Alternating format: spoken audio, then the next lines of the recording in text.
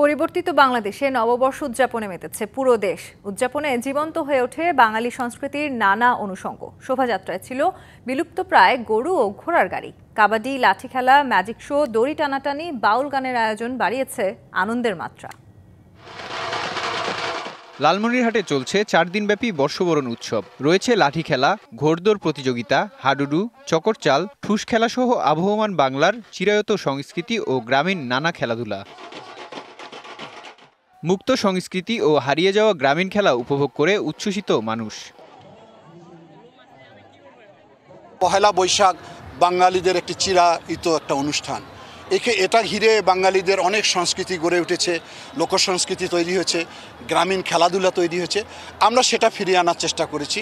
কুড়িগ্রামে আয়োজন করা হয় ঐতিহ্যবাহী পুতুল নাচ।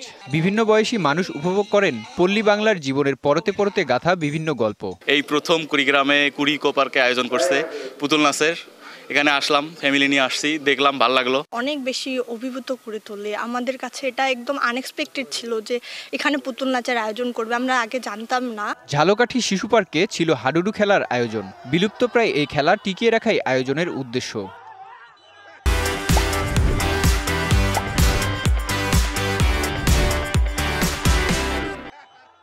কিশোরগঞ্জের ভৈরবে মেঘনা নদীর তীরে বসেছে বৈশাখী মেলা। শিশু কিশোর সহ সব বয়সী নারী পুরুষের পদচারণায় মুখর মেলা প্রাঙ্গণ। কুমিল্লা টাউন হল প্রাঙ্গণে শুরু হয়েছে 3 দিনব্যাপী বৈশাখী মেলা। আর নগরীর রাজগঞ্জ এলাকায় মাছের মেলা। বগুড়া পৌর পার্কে 7 দিনের বৈশাখী মেলার আয়োজন করেছে জাতীয়তাবাদী সামাজিক সাংস্কৃতিক সংস্থা। রয়েছে মাটির তৈরি পুতুল, পাতিল, হাতি, ঘোড়া সহ বিভিন্ন পণ্যের পসরা। পিরোজপুরে বৈশাখ উদযাপনে বাহারি ফল উৎসব ও নাটোরে অনুষ্ঠিত হয় ঐতিহ্যবাহী চড়ক পূজা ও মেলা। এছাড়া গাজীপুর, ফেনী, গাইবান্ধায় নানা আয়োজনের মধ্য দিয়ে বাঙালিয়ানা উদযাপন করা হয়।